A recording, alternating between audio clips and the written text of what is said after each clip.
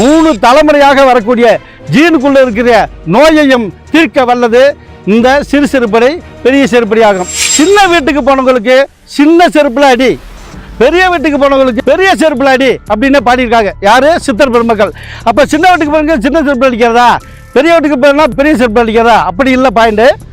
சின்ன வீட்டுக்குன்னா சின்ன சின்ன நோய்கள், பால்வினை நோய்கள் வந்ததுக்கு இதில் அடிப்பா, இதை சாப்பிடுப்பா.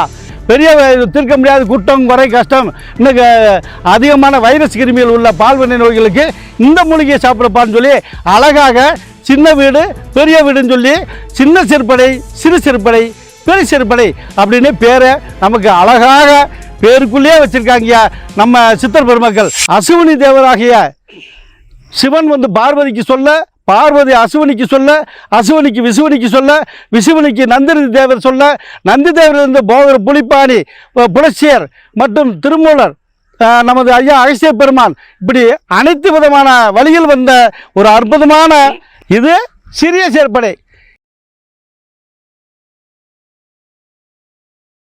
பெரிய செயற்படை பார்த்துங்க நிகழ்ச்சி. இந்த படைப்பு தான் இப்போ நம்ம சொல்லிக்கிருக்கோம்.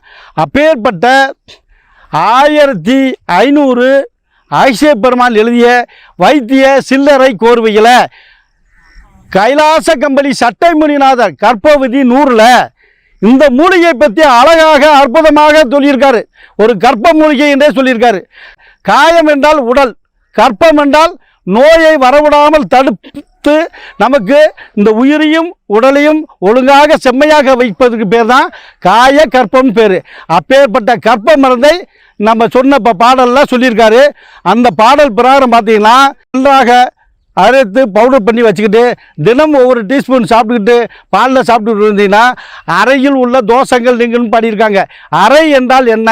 இன்னைக்கு ஜீன் என்று சொல்கிறோம், நம்ம விஞ்ஞானம் பெருத்தனால ஜீன் என்று சொல்கிறோம். அன்னைக்கு விஞ்ஞானம் பெருக்கிறதுனால ஞானிகள் வந்து அறை என்று சொல்கிறார்கள். அறை என்றால் நம்ம உடலில் உள்ள அணுக்கள் உள்ள ஜீவன் காந்த அறைகள் உள்ளே போயிட்டு போகிறவருக்கு தான் அறைகள் என்று பாடியிருக்காங்க.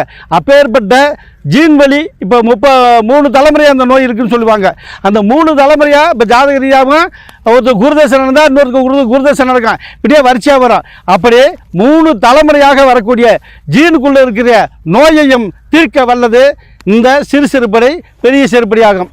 ஹெச்ஐவின்னு சொல்லக்கூடிய பால்வினை நோய்கள் இப்போ வந்துருக்கு, எல்லாத்துக்கும் தெரியும். இது தீர்க்க முடியாத நோய் இனத்தை சார்ந்தது அப்படின்னு சொல்லி அலோபதியிலையும் சொல்லியிருக்காங்க, எல்லாத்துக்கும் தெரியும். அப்பேற்பட்ட ஹெச்ஐவியை நீக்கக்கூடியதும் ஒரு அற்புதமான மருந்து, நோய்களை தீர்க்கக்கூடிய இந்த மருந்து.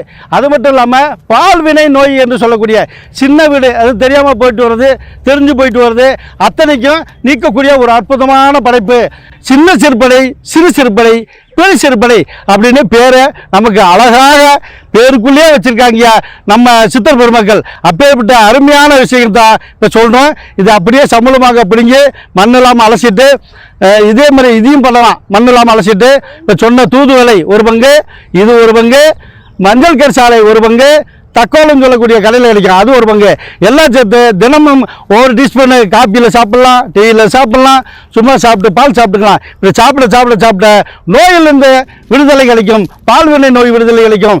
பால்வினை நோயிலிருந்து குற்றம் குறை குஷ்டம், இன்னும் ரத்தம் கெட்டு போச்சு, கிருமி உடலில் இருக்குது அப்படிங்கிற வைரஸ் பூரா காலியாகக்கூடிய ஒரு அற்புதமான அருமையான மருந்து இந்த சிறு செருப்படை பெரிய செருப்படி ஆகும் என்று கூறிக்கொண்டு அடுத்த பதிவை நோக்கி நாம் சொல்வோம். நன்றி நன்றி நன்றி. வணக்கம் ஐயா.